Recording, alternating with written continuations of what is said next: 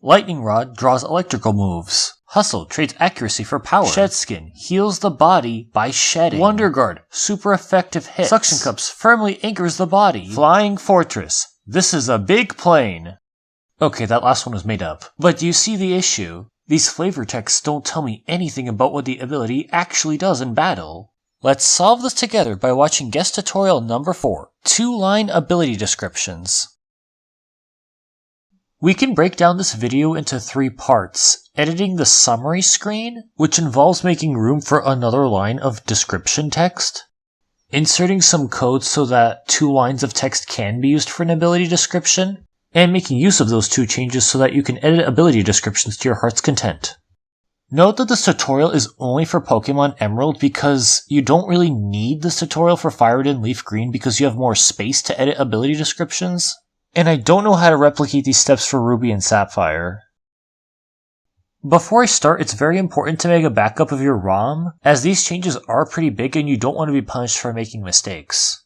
Press Ctrl E and you will see a text box that wants you to talk about your most recent change. Once that is taken care of, a backup of your ROM and its metadata will be created, and you can go back to this backup whenever you need to. Full speed ahead, we've got a tutorial to cover. This objective is solely focused on editing the graphics related to the summary screen. We will begin by clicking the Go To icon and typing status screen with no spaces.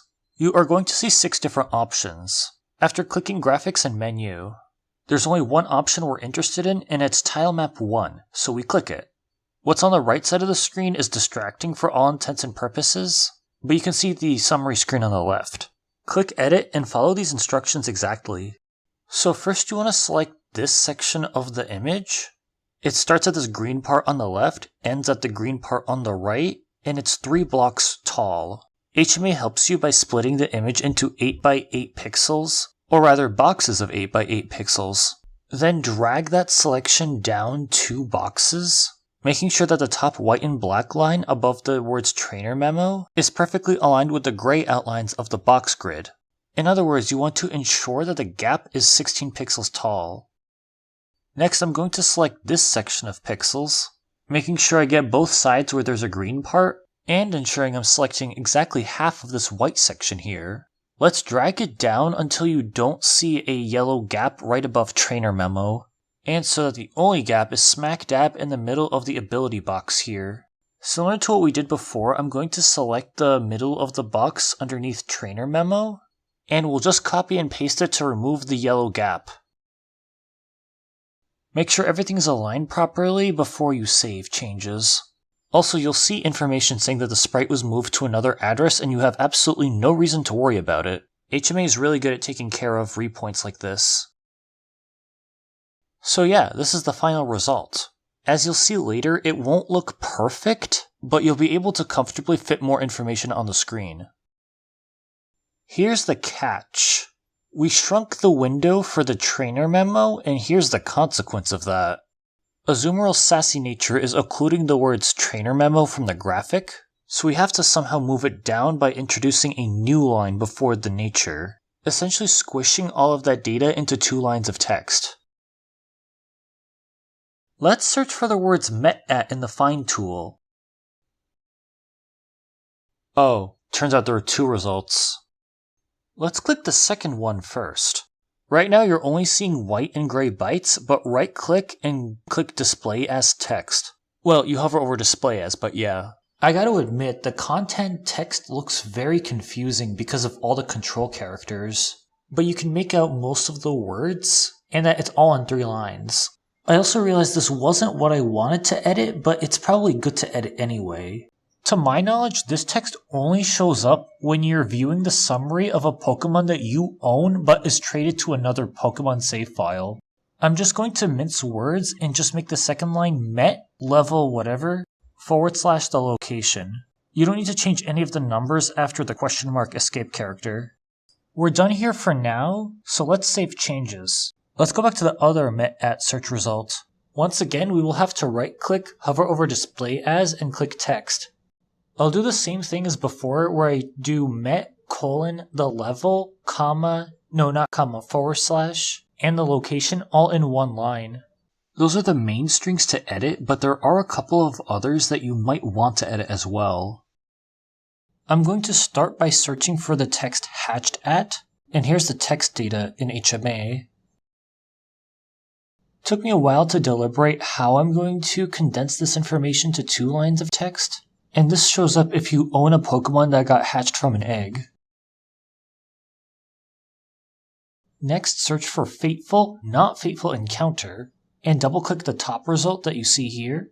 Right-click Display as Text, and it might be tricky to decide how you want to communicate that this is a fateful encounter, but with as few words as possible. Luckily, there's no location to worry about. I settled on Fateful Encounter at level, but I don't know if this is going to overflow the screen. Realistically, if you're not going to have any sort of event Pokemon in your ROM hack, you might not need to worry about Pokemon being obtained this way in the first place. Technically, there are more strings related to the summary screen that I thought you needed to edit, but you actually don't, because they already have 1 or 2 lines of text. And once we complete objective number 2, the text will actually be in its correct location. This next objective is actually a misnomer. In hindsight, I should have named it Changing Some Properties. In the Go To menu, let's go to this address, 61CCDC.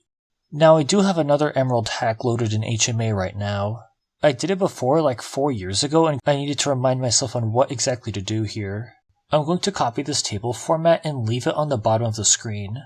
Now in this hack, I'm going to go to the right address and type MISC and a name that doesn't really matter all that much, and then click off and click back on. Now input the formatting that's on the screen.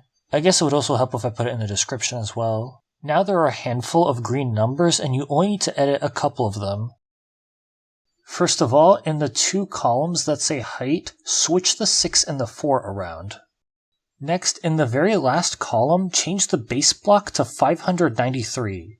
The last change you need to make, and I didn't do it right away, is change this tilemap top over here. This 14 should be a 16. Off to our emulator. Let's see what we did. Okay, but first, the main attraction works as intended. We can now make our ability descriptions longer, but the trainer memo is too far to the bottom. If you follow the instructions exactly as I did, you actually won't run into this issue. Remember this from a couple minutes ago? Basically, I thought you were supposed to put a new line byte, i.e. a \n, before each trainer memo, but I forgot you actually weren't supposed to do that. Yeah, I genuinely thought the changes were going to be more involved, but I forgot you were only changing a couple properties of something instead of thumb code, and most of the difficulty came from finding which numbers to edit and the necessary ROM location. But none of this matters. How about we put everything together in the final part of the video? We'll start by going to the Ability Names table. Type Abilities in the Go To menu and hit Enter. I can show you the change to Overgrow's flavor text that I did off camera. Hex Maniac Advance has never stopped me from adding another line of text here. Let's take a look at Blaze, the ability right underneath it. How about we replace the words in a pinch to at 1/3 HP or lower. Like before, you don't need to worry about the data being moved to another location. What I'm trying to get at is that you don't need to do anything special when editing the ability descriptions. You can just add another line, and it doesn't need to have a \n before it. I can do the same thing for Torrent, but you're going to have to guess on whether or not the first line is too long. HMA is unable to tell you. From the very beginning of the video, we can now give Lightning Rod a more descriptive flavor text. Instead of draws electrical moves, we can talk about how it specifically redirects electric attacks, and that it only works in double battles. How do I want to describe Hustle? I certainly can't fit the quirk where status moves with a physical type can miss. And even without including that, I'm having a hard time trying to be precise with the ability effect.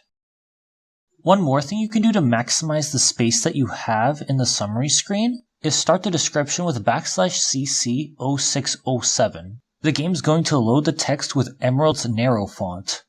Now we might be able to add more text. Let's try to shoehorn in the dependent clause, but they are stronger. The ability text itself might show up very clunky in-game, and you don't have to make the text narrow if you are willing to sacrifice some degree of precision. In Generation 3, Suction Cups really only does one thing. It makes the Pokemon unaffected by phasing moves like Roar and Whirlwind, and I can use the second line to reference Anchoring the Body if I really wanted to. It still baffles me that this ability is bugged in Brilliant Diamond and Shining Pearl. They copied the code from the originals without error checking it. Now onto the best ability in Pokemon history. We can change the description so that it explicitly states that it protects the Pokemon from not very effective and neutral hits. Finally, here is Shed Skin.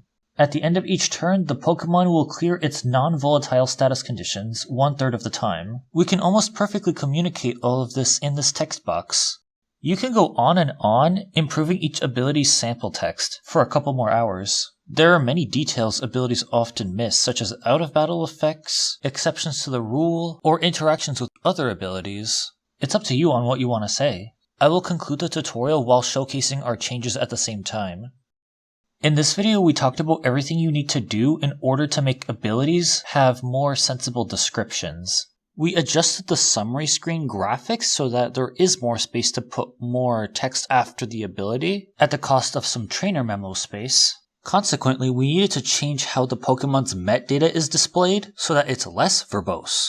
We also needed to change some internal properties of the summary screen window so that the game is able to print a second line of ability description text. And as is being showcased right now, we directly changed the ability descriptions in Hex Maniac Advance itself. This font and the regular Emerald font do kind of clash each other when you look at different Pokemon's abilities. I'm not sure how to feel about that. It's a design choice that's up to you, honestly. But anyways, I'm looking at the other ability descriptions that we changed in this video, and they all look pretty passable. That's giving them too little credit. They're better than passable. And if you want to customize your ROM hack even further, check out my 3 other guest tutorials, which you'll find in the Hex Maniac Advance tutorials page on GitHub. And you can also like, comment, and subscribe for even more side content to add more personality to your hacks. I hope you like this video. I'm surprised that this one didn't take so long to make, and this could propel me into more tutorials. Keep on hacking and have fun. I'm Starstruck Shiny, and we'll see you next time.